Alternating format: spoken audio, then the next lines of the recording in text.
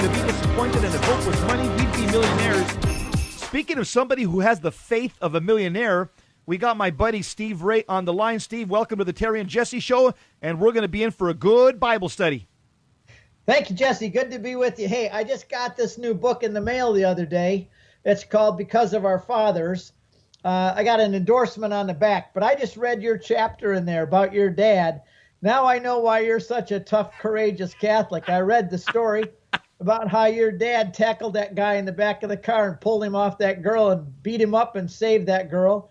And you were 11 years old watching your dad do that, and it gave you a big respect for the Catholic faith. And I tell you what, I know why you're such a good guy now. I read the story about your dad.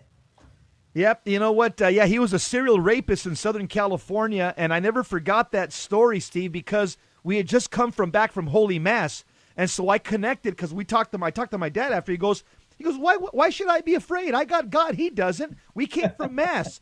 And I made all those connections very early on. I'm saying, wow, this is what it means to be a well-ordered, well-adjusted Catholic. Well, Steve, one of my favorite books or stories in the Holy Scriptures is the Transfiguration. I know it's yours as well because I went with you to the Holy Land, and I remembered the love you had for that particular location. So for the audience, tell us, what is the Transfiguration, and why did the Transfiguration happen, and where was Jesus headed? So I'm throwing three questions at you just to start this off. What is the Transfiguration? Why did the Transfiguration happen at this time? And where was Jesus headed when this happened? Well, trans means to change, and figure means the figure or shape of something. And when Jesus was transfigured, it means his appearance was changed, so that they saw him very different than they did earlier. In fact, his face was shining, his raiment was white, and it happened on top of a mountain in Galilee, rising up out of the Jezreel Valley, called Mount Tabor. Now, there's some Protestants who came along in the 1800s and said, no, it happened on Mount Hermon, which is way up by the Lebanese border. But there was never any Christian presence there from the beginning. The fact is that Christians started building churches on the top of the Mount of Transfiguration in the early 300s. They knew where that place was. It was the mountain in Galilee, and that's where it took place. And by the way, if you wonder how long did it take Jesus to get up there, Jesse? One day I drove over there. I had some extra time, and I drove over and I parked my car at the bottom of the mountain, and I didn't go up the switchback road that we go up with the taxi cabs. I've been up there over 100 times, by the way, in case anybody wants to know. I went right straight up. It took me an hour and 15 minutes. It's 1,900 feet high. And those were days when my legs were better than they are now. My knees are shot now, but I was kind of, running up there, and I got up in an hour and 15 minutes to the top. So I think it took Jesus and the disciples maybe in 2 hours, because they weren't running. They were just kind of taking it easy. But anyway, Jesus had just come down. Why was he headed over there? Well, he was up there. There was a lot of things were transfigured, transpiring at this point. Things were in process. Jesus had just come down from the top, up at the top of Israel at Caesarea Philippi, which is called Banyas today. And this is where he said to Peter, "You are rock, and on this rock I'll build my church." See, Jesus was concerned about this because he's been with these guys now for almost 3 years. It's the end of his 3-year ministry with them. And it was at the time of the Feast of Tabernacles. You know, that feast where they had to build booths and live outside to remember their time coming out of Egypt. Well, this was all culminating now towards him going back to Jerusalem to be crucified. So first up in the top of Israel at Caesarea Philippi, in front of that big rock that you saw when you came with me, and I explained how Peter's the rock, Jesus appoints him to be the royal steward of his kingdom because he knows he's going to be leaving soon. Then he heads south, and they come to the Mount of Transfiguration, Mount Tabor. And he wanted to prepare these guys for what was coming in Jerusalem. There's always a statement that God sometimes gives us mountaintop experiences, ecstasy, spiritual strength and courage, so that we can handle the valleys, the rough times in life. And Jesus took them up there because he wanted them to see his divinity. He wanted them to see who he really was. And interestingly enough, and we'll get into this as we go along, everything that happened on the Transfiguration relates back to another mountain, a mountain that we hear about in the book of Exodus.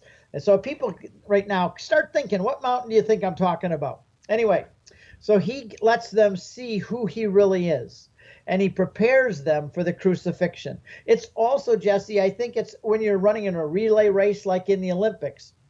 When the runners, there's a relay race where they have the baton and they run and run and run, and then they hand the baton on to the next guy and they say, you take off and you run the rest of the race.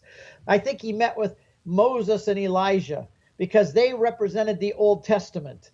And now the New Testament was starting, and they had run the race up till now. Moses representing the law, and Elijah representing the prophets. That's how Jesus referred to the Old Testament, the law and the prophets. And I think they were handing the baton on to Jesus and say, okay, we brought it up this far. You take it the rest of the way, Lord. Take them all the way to heaven. And so now he's up there showing who he is, giving them the confidence, because now they're on their way to Jerusalem and he's going to be crucified. So that mountain there, the Mount of Transfiguration, is there a significance in that mountain with the Old Testament? Was that location another place where God did something in the Old Testament, or is it just particular to the New Testament, or does it have any Old Testament significance?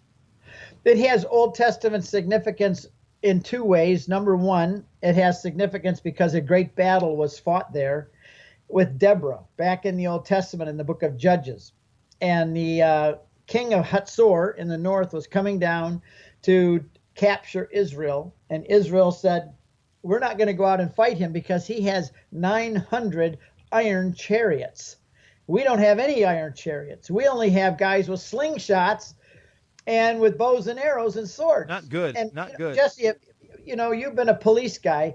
Can you imagine if you go out and you stand in front, you and your guys there with your pistols, and tanks are coming down the road? You can't fight against. So the army of Israel was terrified because they see these iron chariots coming across the valley, and they ran to Deborah, who was the judge at the time, and said, Deborah, we're not going out in front of that army unless you lead us. Now, this is one of the great moments for women in the Bible, because there are times where men fall flat on their face, and when they do, I have learned that women are very noble creatures, and they will usually rise up and they will fill the gap for men when men fall flat on their face. We see in fatherless homes today how many mothers rise up and fill the gap when the fathers are gone. Well, Deborah stepped up and she went out and said, I will lead the armies. And God caused a great rain to come. The Kishon Valley was filled with water. The whole valley was muddy, and all 900 chariots sank into the mud. And Israel had a great victory that day. So we do have biblical significance to that site.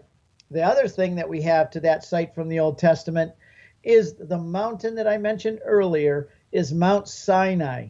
And everything that happened on the Mount of Transfiguration points you back to Mount Sinai. In other words, if you don't understand what happened in Mount Sinai in the book of Exodus, you're never going to understand what happened at the Mount of Transfiguration. It may be a good story, but you're not going to understand the depth of it. Some people may have never read the Old Testament. They're saying, what's he talking about? Mount Sinai, Make the connection between what happened in Mount Sinai and Mount Transfiguration for somebody who's maybe never read the scriptures. Well, in Mount Sinai, what happened was the Israelites came there to meet God, and a cloud came down on the mountain, and God spoke to the people from there.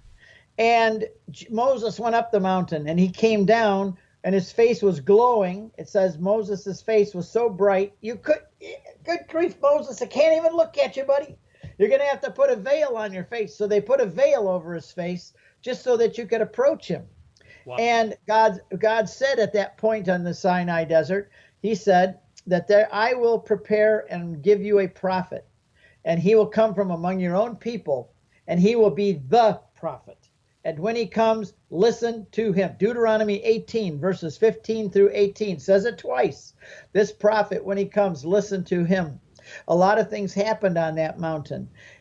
And when you go to the Mount of Transfiguration and you look back, what happened? A cloud also came down on that mountain.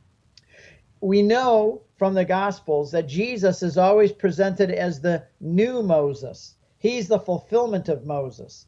So at this place, you have Moses in the Old Testament on a mountain with a cloud. Well, now you have a new Moses, Jesus, on a mountain with a cloud. Moses goes up the mountain. His face is so bright you can't even see it because he just met God.